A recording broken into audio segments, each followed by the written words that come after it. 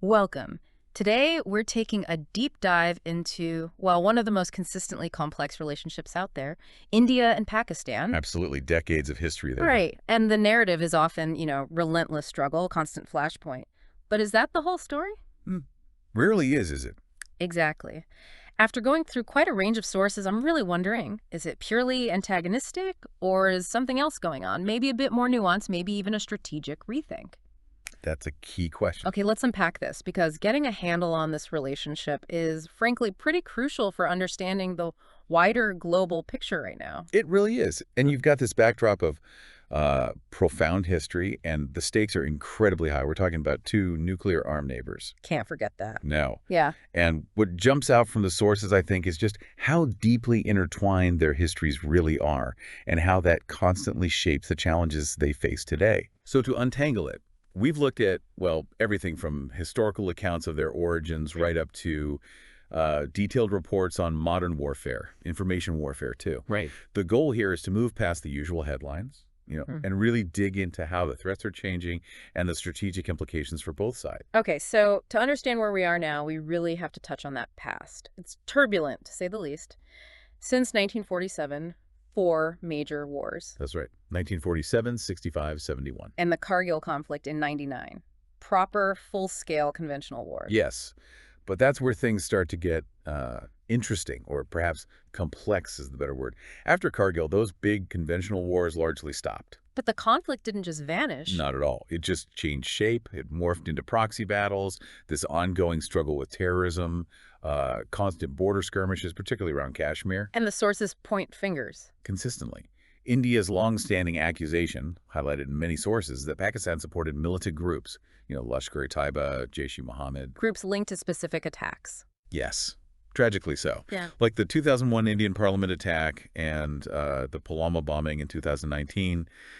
The analysis in several reports suggests a strategic shift. How so? Well, facing India's nuclear capability, the thinking goes, Pakistan moved towards a strategy of, let's call it low-intensity asymmetric conflict, this deniable warfare. To keep India off balance without risking all-out war. Precisely. Bleeding without breaking, so to speak. So the battlefield shifted. But it's not just about those two anymore, is it? There's a huge factor we haven't fully brought in yet, China. Ah, yes. China's role is becoming increasingly central. You look at the sources, and Pakistan's ties with China have deepened significantly. The big one is CPEC, the China-Pakistan Economic Corridor. Huge project. It's massive. And from India's perspective, this creates what they call a two-front dilemma. Meaning they face strategic pressure from Pakistan on the west, but also from China on their north and east. It complicates things enormously. And CPEC running through Pakistan-administered Kashmir. India views that as a violation of its sovereignty, absolutely. Yeah. But what's really significant here is how China's support military aid, those big infrastructure loans, sometimes called debt diplomacy, how that bolsters Pakistan's position. Gives them more leverage. Increased strategic flexibility, yes. It fundamentally reshapes the regional power dynamic. It's not just about traditional military strength anymore. That really does change the calculus for India. And digging back into those ongoing tensions, this idea of deniable warfare, cross-border terrorism, India insists this is still happening. They do. They accuse Pakistan of continuing to use these tactics, maintaining that plausible deniability. And what do the sources say about that persistence, especially with things like the FATF pressure?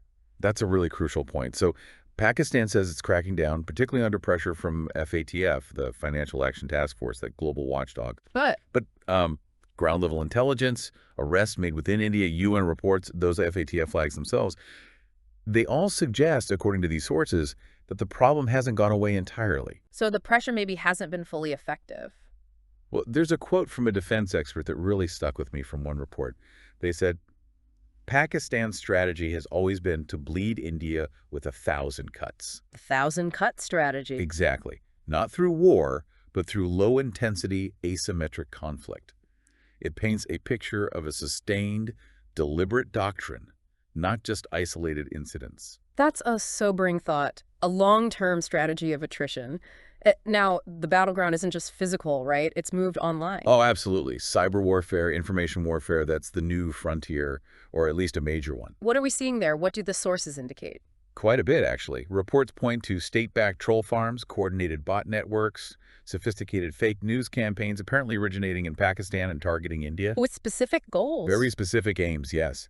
Things like deepening internal divisions, maybe stoking Hindu-Muslim tensions or fueling anti-government protests, even attempts to influence regional elections or undermine military morale. So, using information as a weapon to destabilize from within, that's quite something. It's a modern form of conflict, really. Mm. A battle for perception, for societal cohesion. Okay, so given all this, the terrorism concerns, the China alliance, the cyber stuff, the big question becomes, is it actually working?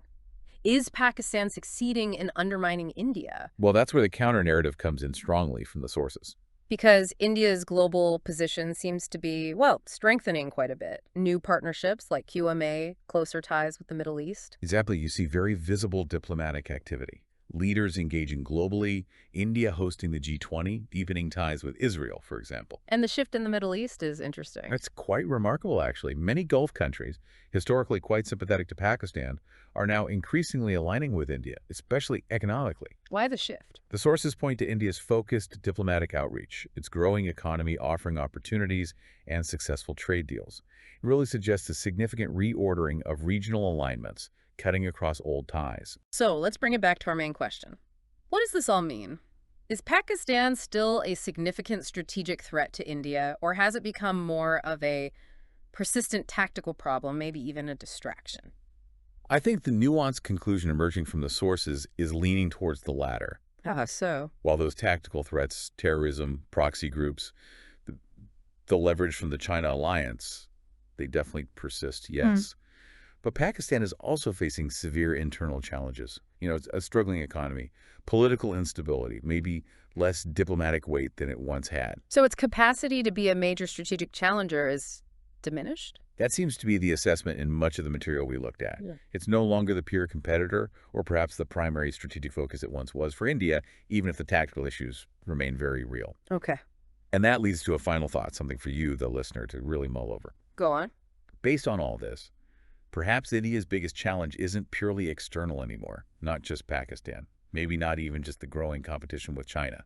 The sources seem to suggest the crucial challenge lies increasingly internally, strengthening its own social cohesion, continuing to modernize its defenses, staying ahead in these evolving domains like cyber warfare and regional influence. Interesting. It really makes you think, doesn't it? How much do a nation's internal strengths or its vulnerabilities shape its ability to handle external pressures? And what does that dynamic tell us about global security going forward?